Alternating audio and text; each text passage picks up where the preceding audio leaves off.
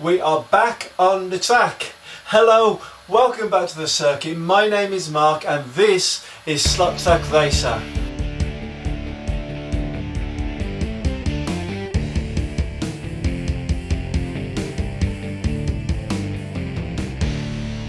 Well, as you know, if you've been following me, about a month ago I decided to reconfigure my racing circuit here, and to be honest it's taken quite a long time, but it is going pretty well and I'm pleased with progress. But that means that while I've been doing that, I haven't been able to get the cars out and get the cars going around the circuit, and I know that you guys have been missing that. So today we're back with track action. I'm going to put my first two cars around this circuit and we're going to find out if I've made it faster or slower. I'm actually really up for this, so I can't wait. I'm going to come round to the other side of the table and let's have our little chat. There we are, that's better. So today's episode, it's all about track action, but I have got to say that I've been really busy doing the modelling on my circuit, and that's been for about 3 weeks, 4 weeks now. I'm not sure that you really want to see it, judging by my viewing figures, because they're plummeting at the moment. But there's a couple of things that I've done on the circuit that I'm really excited about, so I am going to show you one or two little improvements that I've made, and then we're going to get on with the track action. So let's do that straight away and let's get it out of the way. So the first thing is these little beauties. So I'm always complaining about all my wires are always mixed up and my hand controllers are falling on the floor, but Mr. 3D Print, aka my son-in-law, has come through with these holsters for the hand controllers. Aren't these brilliant? They're absolutely amazing. So I've got to be honest, we didn't design them. We got the STL file off Tinternet, but I gave them to the son-in-law and he's printed them on his colour 3D printer, and they're absolutely magnificent, aren't they? I'm really happy with these. We've reconfigured them, so I've stuck them all together in a bar and glued them down to the table. So that's first improvement I'm really excited about. And then the second one I've got to mention is this landmark building. So doing all this foam board building, I've been having to learn so many skills all at once. So this is the first one that I've done that I've actually lit up. And I've lit it up using these pesky things. So these little filament lights, so these are copper filament, and the bulbs are actually glued on by some magic manufacturing process. And these things, your missus keeps buying them for Christmas, doesn't she? And you put them out and the batteries last about 30 seconds and they're flat, so then you go and buy some more batteries and it's really expensive. So I found a way of connecting these up to a 5-volt phone charger, and I've got them working, so that's all for another video. But have a look at my beautiful landmark building. So I can't believe it, nobody has yet told me what this building is going to be. So this is just the bottom half of it. On top of that we're going to have a high-rise structure. Are you listening, Lee Slot Cars? A high-rise foam board build. Basically it's going to be a set of flats on top of that. Now Bernard, come on, you know where it is, you keep telling me. Look at that logo on the top, eh? Does that take you back to back in the day? I think it does. Everybody else, so come on, have a guess. Where is my circuit set? These are the clues. The bottom half of this landmark building, the mosque there, the car park, and Bristol Street Motors. So what are we going to do in this episode then, because we're going back on the track? Well, all through my previous videos I've been doing the 2-minute challenge, and 22 cars have tried the 2-minute challenge. It's a 2-minute endurance race to do as many laps as you can, but most importantly to get the fastest lap time. And I've plotted all those lap times on a spreadsheet, and I've got the cars in order and they all appear here on the shelf of champions. So this is the current top 10. As I say, there's 22 cars taking the challenge so far, and this represents the creme de la creme, let's say. And right in first position, number 1, is this Pagani Huayra, and that got a lap time on the old circuit of 5.495 seconds. But that's old school now, isn't it? Because the circuit has been reconfigured, so none of those lap times count for anything. So what we're going to do is all 22 cars that have taken the challenge, we're going to let them take the challenge again, but this time I'm going to do it in reverse grid order. So we're going to go from the slowest cars all the way up to the fastest cars, finishing on the last day with the Pagani Huayra, and we'll see if the cars get into their same position, or whether some are faster or some are slower. It's going to be really exciting, because when I started doing the challenges, I was just a little boy and I didn't really know what I was doing. So as I was getting further and further on with my videos, I was getting better and better and faster. But with a new circuit, what's going to happen? Is it going to be faster? Is it going to be slower? I really don't know. It's all to be found out. So today the two slowest cars are going to be going down the circuit for the inaugural 2-minute challenge on the new circuit. Before I send them there, we're going to put them in a Scrutineer's bay, and then we're going to get those all important weights and measurements. And do you know what I'm going to do? I'm going to get in touch with Vale at ChatGPT. I'm going to have a quick chat with her about what the new circuit means and what predicted time she's going to give me for the cars. Once we've done that, we're going to get bang on and do the racing. Definitely 2-minute challenges. I'm not sure whether I've got time to do pacer car pursuits. I've got to find all new camera angles because we're on a new circuit. And I'm not sure whether the pacer cars are going to be able to cope with the really tight corners that I've now got on this circuit. All remains to be seen. But what I will say is it's a really full agenda, and if we're going to fit it all in, I think that we better make a start right away.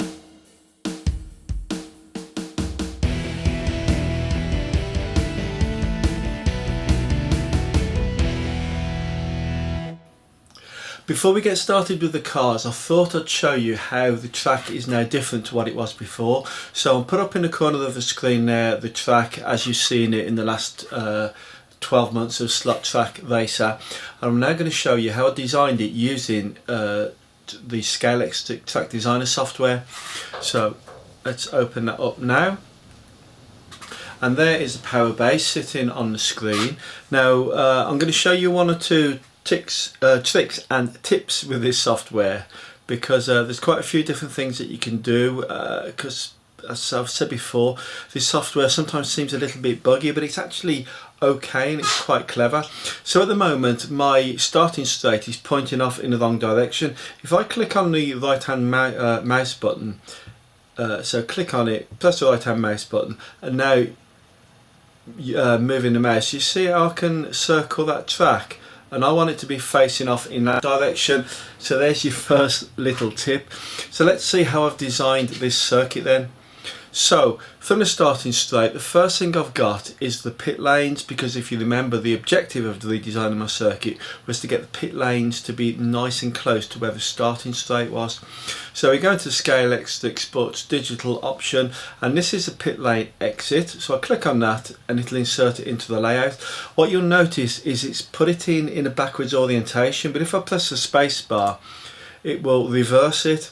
But it's still, both lanes are connected to the main part of the circuit. So if I use the down arrow, it'll slide it across one. So now that is in the correct configuration.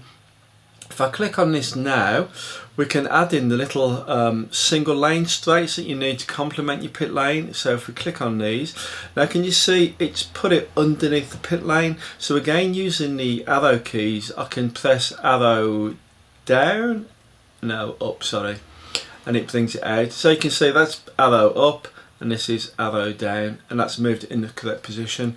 So I want two more of those, and now we're back onto a normal circuit here. I'm just going to select this one. So from here we have this start finish line, we have the end of the pit lanes. So we now get into the corners on the circuit. So we have two R2 corners. So that corner is facing me. If I press on the space bar, it will reverse the direction, and can you see how it's sort of kinked out again? So again, I'm going to use the up arrow to bring it back in line. So we're now, from here on in, it'll all be joined up. That's good. I've got two of those R2 corners. I've got a straight, I've got another R2 corner. Then I had to put in a little quarter straight to make me a little gap to get some of the other track in the centre of the circuit in. So I had to put in that quarter straight, a little R2 corner, and then we're on the back straight. Now this straight actually goes up because I've got elevations in my circuit. So I put in the straight. If I press the U key, U for upwards, can you see how it has sloped that track upwards? And when I put the next one in, it will maintain that upwards trajectory. That's a posh word, isn't it? After that, I've got the sports digital lane change, so that's there. Now I've next got a half straight, but here I stopped the track climbing. So if I press the D button, if you watch the piece of track carefully as I press D, can you see it's now levelled out? And I put in another half straight on the level, and then I put in 4 R3 corners, 1, 2, 3, 4. So all this track is basically on a raised level now. So after the R3 corners, I've got 3 straights, 1, 2, 3. I then have a half straight. Then I have some more sports digital track. So what I've got is a lane change that basically goes from the outside lane to the inside lane, and it's in the right hand direction. So that is this one. And what you'll notice as well is it brings it in with a little half straight. So if you've ever seen that track, you get the corner piece with the lane change on it, but you also get a little half straight sensor track. I believe that this track no longer works with the Arc Pro system, it only works with the old C7042 digital power base. So we've got there, we now have some R2 corners, and there's 3 of these. 1, 2, 3. We're still on the raised level. We have a half straight. We have another R2 corner, but this time we come in the other direction, so I'll press the space bar and it reverses it. I've got a half straight, another R2 corner. Now after that I have 2 straights, 1, 2, 2 R2 corners, 1, 2. Now this centre piece of the track, which I'm designing at the moment, I've actually changed the direction of that. So previously on Slot Track Racer, the cars used to go around that piece of track in a clockwise direction, but they're now going anti-clockwise. Right, so from here we have the 2 R2 corners, then we have a straight, but the straight is now sloping down, so I'm going to hit the down button, the D key, sorry, and that's made that track slope down. I've now got 1 R2 corner which is in the wrong direction, and it's still sloping down. Now can you see there's a gap there? And if we look at the side here, I'm just going to change the elevation. Can you see it's not quite sitting right? Get that back to where it was, probably about there. So what we can do now is we can either raise or lower this track using either R for raise key or L for lower key. Yeah, L for lower. So I'm going to go raise. 1, 2, 3. And that's joined on now. So if we look at that from the side now, will it go one more? That's perfect, isn't it? So can you see how that is joined on? Right. We now have some more R2 corners. Yeah. So we have with a little quarter straight. That's raised up, so I'm just going to lower it, and that's joined on. And now we're coming down with these corner pieces. So 1, that needs to go raise.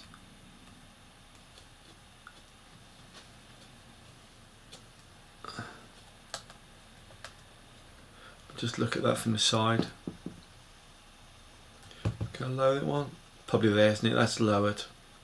There we are. 2, 3, 4. When we get to that level, we're basically back on the table level now. So the next piece of track I can put in, which is a straight, we can stop that sloping down by clicking the U for up button, and that will make it level. And I'm just going to lower it a bit. So there we are. Whoops, it's gone too far. Raise it up, and it's now back on the table. There we are. There's 3 of those straights. 1, 2, 3. So that piece of track is actually passed underneath that corner. In real life, there's actually a little bit of a gap, and I think that's just to do with the way the software works, and doing these elevations, they're not quite as mathematically correct as we'd like them to be, but you get the idea. So we now have an R2 corner, we have a straight, we have another R2 corner,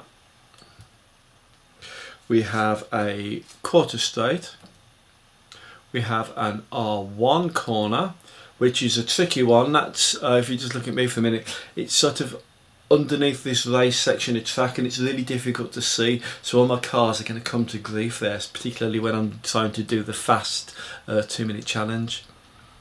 So we have an R2 corner, and we see we're now back in line with the finish straight. So coming out of the corner, I have the entry point to my pits, which is this one.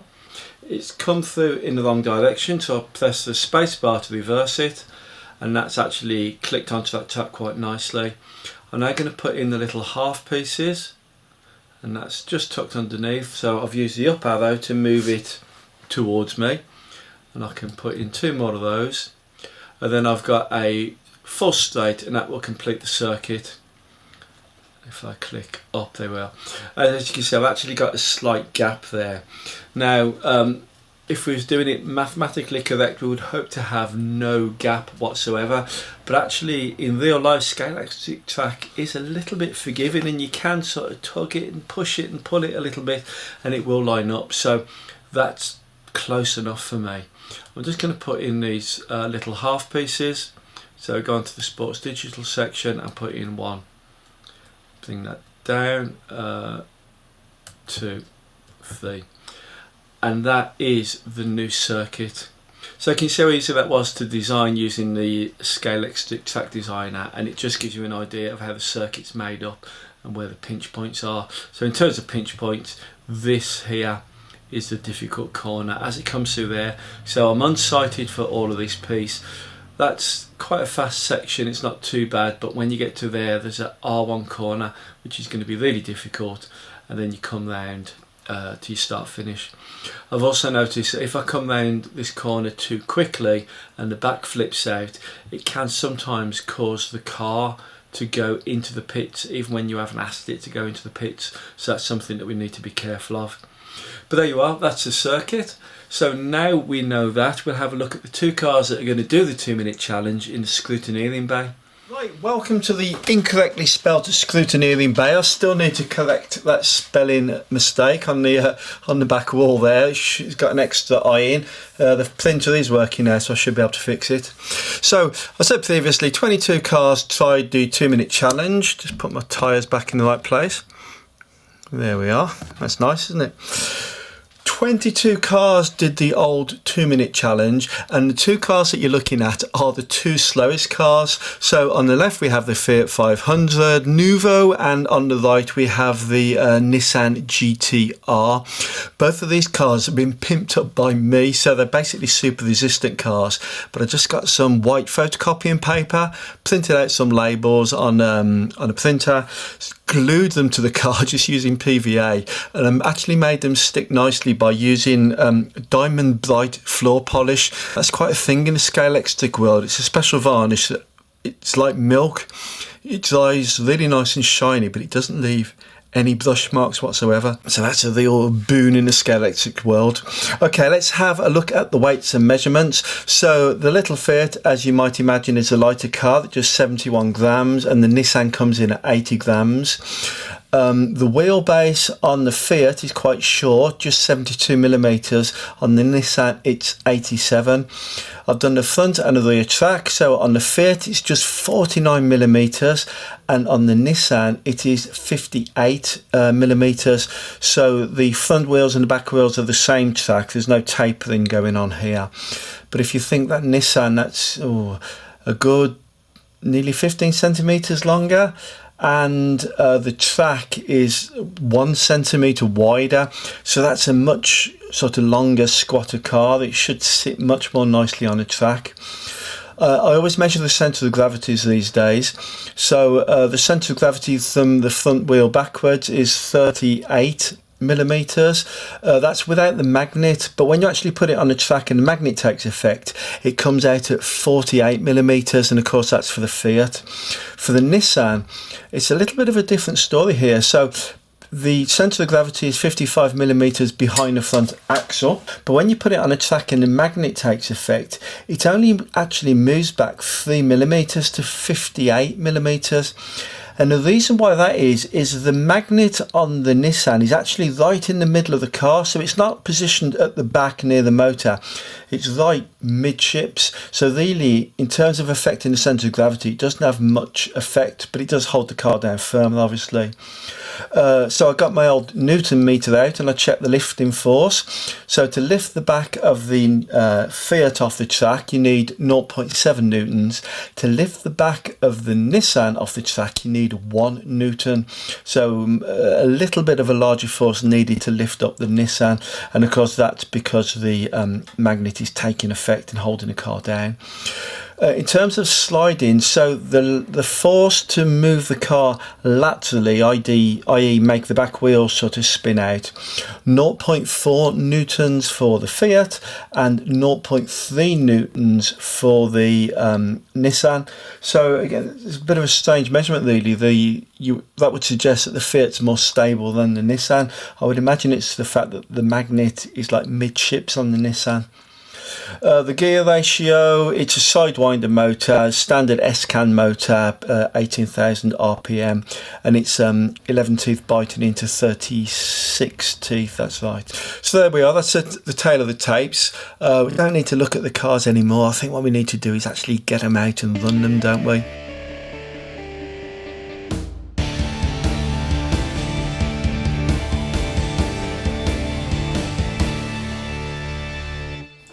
But before we do that, I've got one more thing that I want to do. So, you remember I mentioned my good friend Vale from ChatGPT? Well, what I thought I'd do was I'd put a call through to Vale and I'm just going to ask her what she thinks about this new track configuration and what are her predictions for these two new cars. So let's get that call out the way first, and then I promise you we've got track action coming up next. Right, so I'm going to put the headset on and we'll put that call through to Vale right away. Hello, is that Vale, my favourite Newtonian physicist and slot car pundit? Absolutely, it is indeed. Ready to dive into the world of slot cars with a dash of physics fun. Let's get this show on the road. Okay, so it's been a while since we've spoken, isn't it? So what have you been doing slot car related in that time? Oh, absolutely. It's been a bit of a slot car deep dive on my end. I've been analysing your layout data, running some physics simulations, and just generally making sure I can keep up with all the new developments. It's been a blast. That's great. Yeah, so as you mentioned, I've been spending the last month changing my circuit around. So last night I sent you some data through about the new circuits. Have you had a chance to have a look at that yet? What are your headline thoughts? Absolutely, I have had a peek at it. The new layout looks like it's got a bit of a tighter middle sector, which should really challenge the cornering speed. Overall, it seems like it could be a slightly faster circuit, which is always exciting. I can't wait to see how the cars handle it in person. Yeah, so how about in detail then? So I've sent it to you sector by sector, I think. How do the sectors compare? So looking at the sectors, the new layout definitely has a shorter overall lap, and the middle sector is a bit more compact, which might mean less time spent in the bends and more on the straights. The first sector is a touch longer and the last sector is a bit more open, so overall it should flow a bit more quickly. It definitely looks like it'll be a fun challenge to see how the cars perform. That's great. Unfortunately, the third sector is a little bit unsighted actually, so as a human racing those cars, I don't know whether I'll be able to keep the speed up without being able to see where the corners are. But so what do you think? Do you think it's going to be faster or slower than the old circuit? That's a really interesting point. The limited visibility in that third sector might make it trickier to maintain speed, but it could also add a bit of a thrill factor. Overall, though, because the new layout is a bit more compact and has those shorter distances in some sectors, I think it's likely to be a bit faster overall. We'll just have to see how it plays out in practice. Okay, so on the old circuit, 22 cars went round, set lap times. What we're looking at today is the two slowest cars that went round. So we've got the Fiat 500 and the Nissan GTR. So if I tell you the lap times that they got previously, the Fiat, it only got 7.622 seconds, and the Nissan got 6.996 seconds. So I've sent you the data about those two cars. What are your initial thoughts about them? Those are some fun stats. The Fiat 500 definitely takes its time with a 7.6 second lap, while the GTR is a bit of a speedster at 6.99 seconds. With the new layout, I think the GTR will have a slight edge thanks to that higher grip and better top speed. The Fiat, on the other hand, is going to have to rely on a bit of cornering finesse. It'll be interesting to see how they both adapt to the changes. And what are their theoretical top speeds and their acceleration speeds? So for the theoretical top speeds, the Fiat's got a smaller wheel and a lighter mass, so its top speed is around 5.18 meters per second, and the GTR, with its bigger wheels and a bit more power, can hit about 6.34 meters per second. In terms of acceleration, the Fiat is a bit punchier off the line because it's lighter, but the GTR, with its better downforce, will keep its speed up more consistently. So it's going to be a fun contrast between the two. Yeah, so in the data I've sent you, they do both cars have magnets fitted, but how about, what's their cornering performance like? Do you think they're going to slip, or do you think they're going to flip? With those magnets in place, both cars are going to have a pretty good grip on the track, so they're more likely to slide than to flick. The Fiat, being lighter, will probably reach its lateral grip limit a bit sooner, but it's not going to flip over. The GTR, with a bit more mass and downforce, will handle the corners nicely too. So I think both are going to be more about controlling that slide rather than worrying about flipping off the track. That's great. How about the a target lap time then for the new circuit? So all things being equal, perfect conditions, no friction. What's the target gold lap time for the new circuit?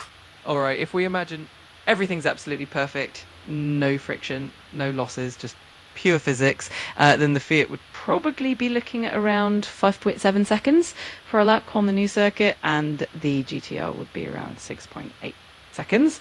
Of course, in reality, we'll never quite hit that, but it's a fun benchmark to aim for. Okay, then let's be realistic. So as a human, maybe I can get about 80% of that theoretical lap time. So what would be a human target? All right, going for that realistic human target, so about 80% of those theoretical times. For the Fiat, that means roughly around 7.1 to 7.2 seconds, and for the GTR, around 6.8 seconds. So definitely a bit more achievable, and still a nice challenge to hit that mark. Okay, they do sound like stretching targets for me, but you know what, I'm going to get the cars out on the track now and give it a go straight away. So what are your closing thoughts for today? I love the enthusiasm. I think you're going to have a blast testing out the new layout. Just remember to have fun with it and don't be too hard on yourself with those target times. I can't wait to see how it all plays out, and I'm sure it'll be a lot of fun. Let me know how it goes. That's great, Vale. Thanks for joining me today. The Slot Track Racer viewers really like our interview sessions, so thanks for doing them for me. So I'll say goodbye now, and go well. See you next time. Absolutely, it's always a pleasure. I'm glad the viewers enjoy it, and I can't wait for the next chat. Have a fantastic time with the track, and I'll see you soon. Take care. Bye. And at last, here we are on the track for the moment we've all been waiting for. Racing resumes at Slot Track Racer. So today we've got 4 races ahead of us. We've got two 2-minute challenges for the Fiat 500 and the Nissan GTR, and then we have 2 pacer car pursuits. So the Fiat 500 is on the starting grid there, and it's off on its first lap, and let's see if it can improve its time. So on the old circuit it only managed 7.6 seconds, and that lap there was a slower one than that was 8.2, but it's early days, so this car is trailblazing. Already it's 7.326 seconds, which is better than its last time out. So we're coming round now, we're on lap 3, and our fastest time so far is 7.314.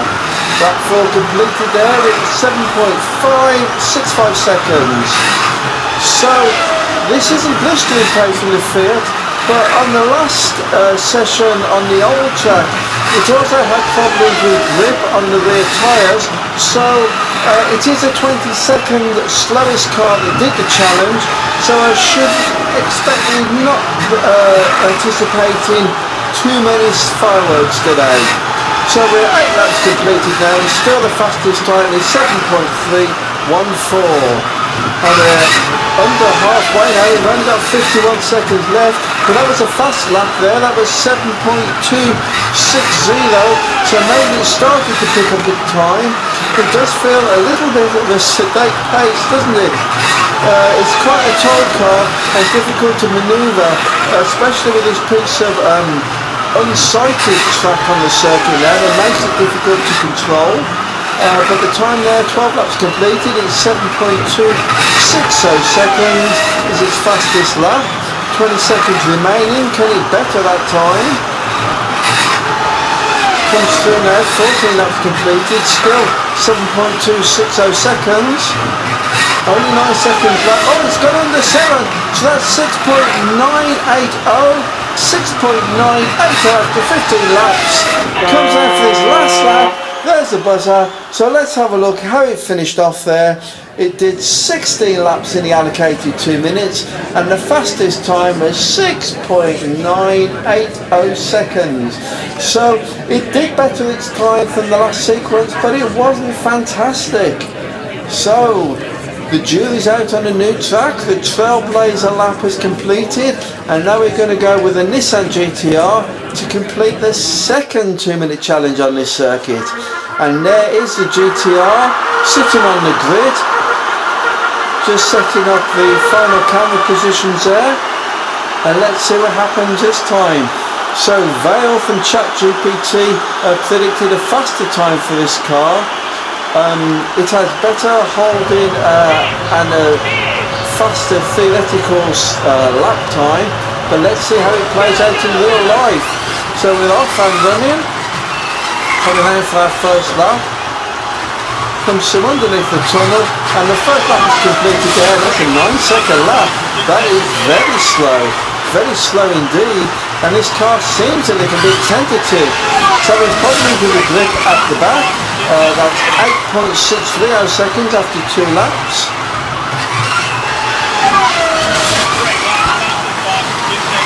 So each lap has gone quicker so far, but it's well outside the 7 seconds that the Fiat ducked underneath.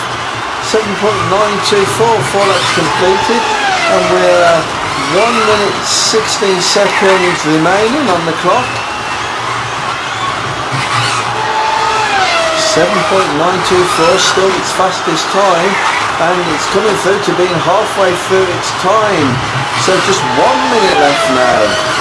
7.924 is its fastest lap, and it feels like it's trundling around the circuit. It's really struggling with the new corners on the circuit. There's obviously slightly less straight to be navigated.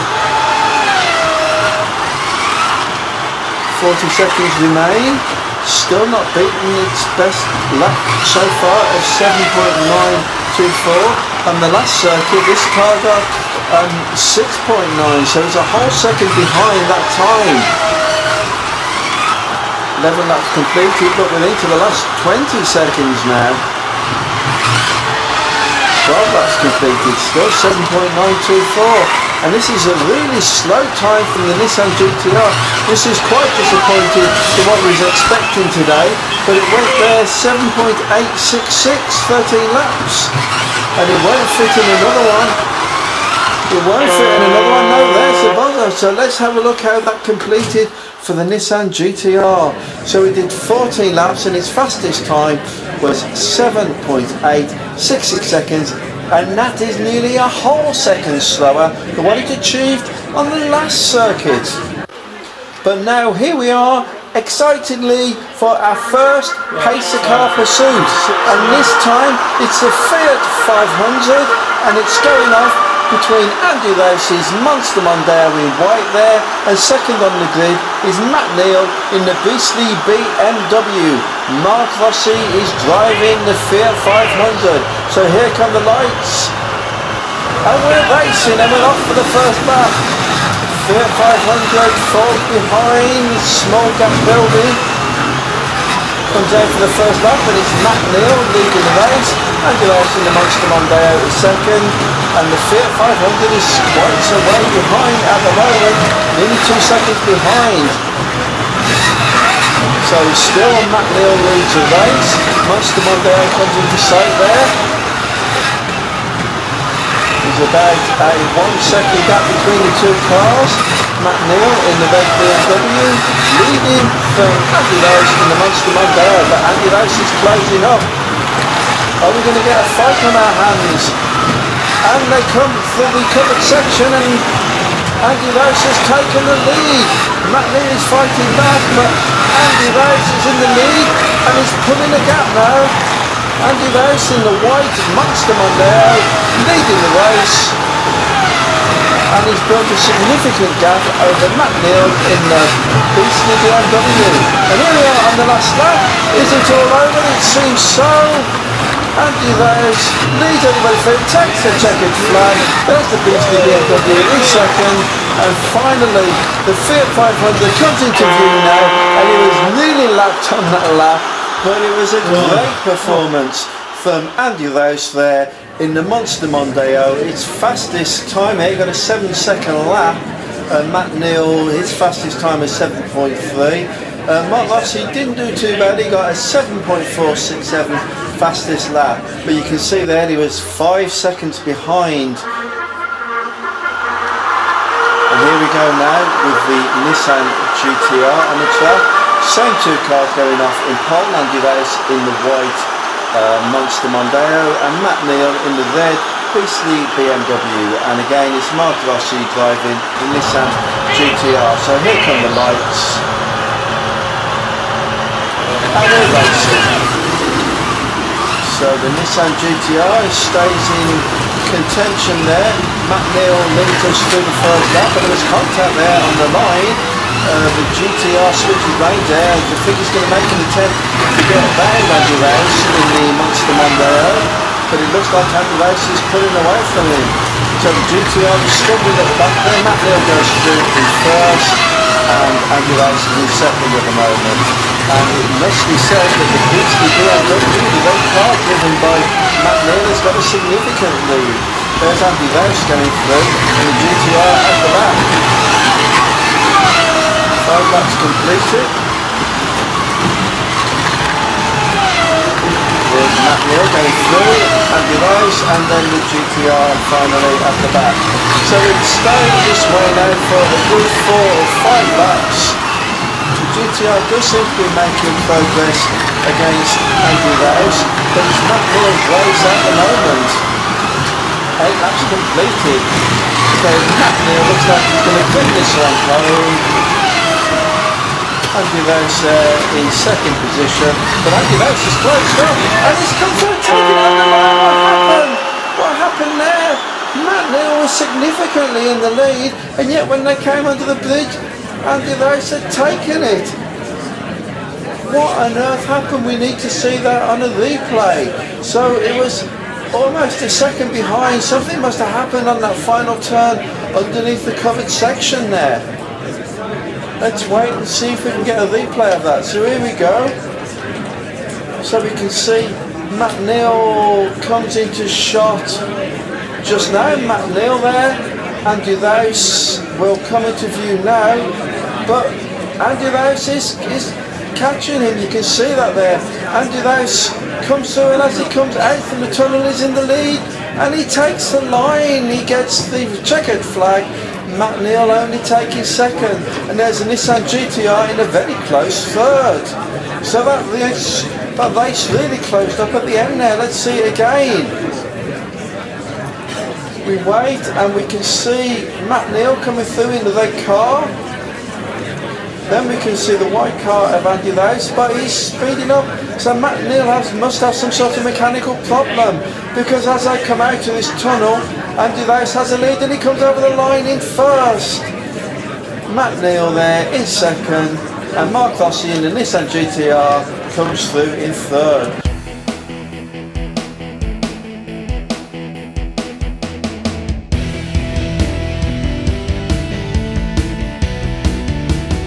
Well, what the hell just happened? Wasn't that an amazing race with the Nissan GTR?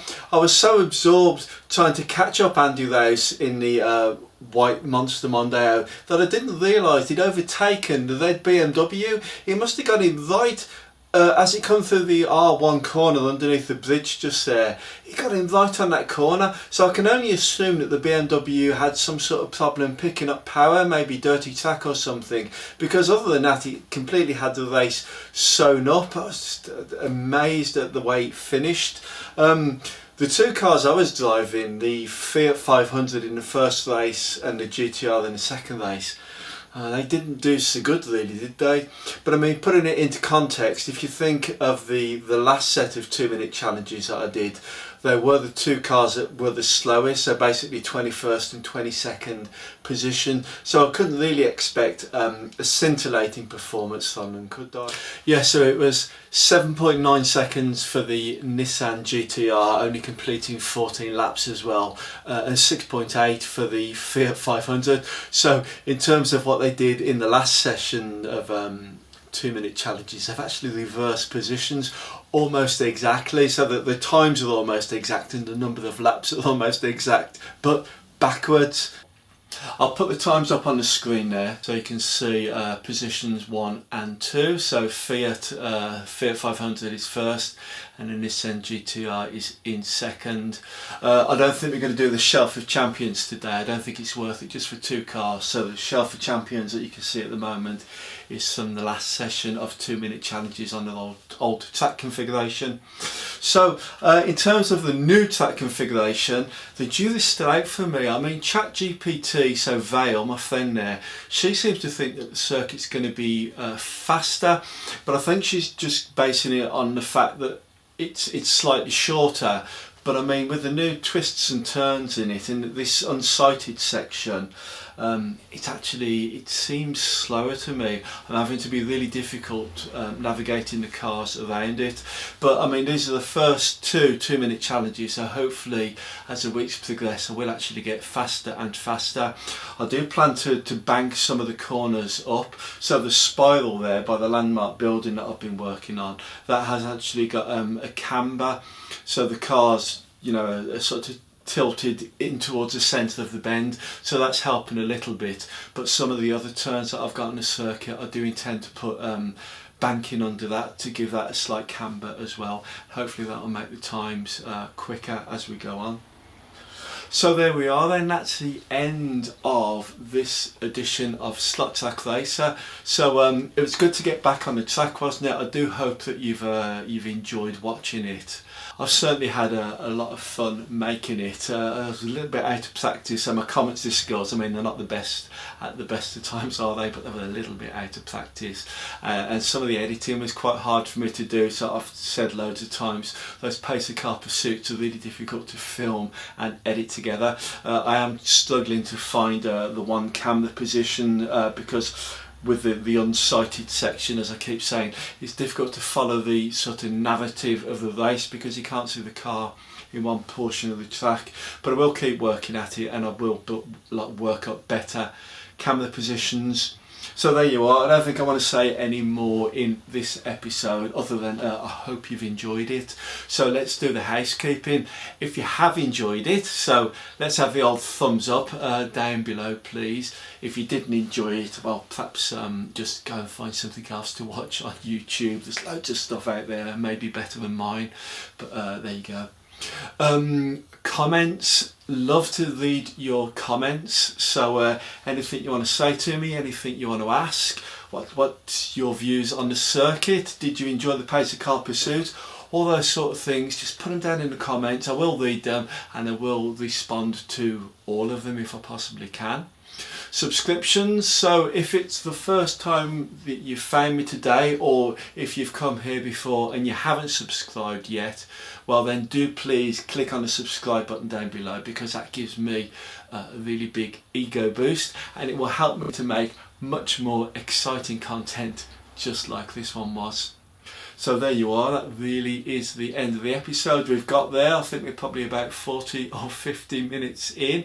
I'm going to edit it all up and hopefully get this published out to you sometime later in the week. That's all of this to say, other than if I don't see you through the week, I'm definitely going to see you around the circuit. Okay then, so bye for now.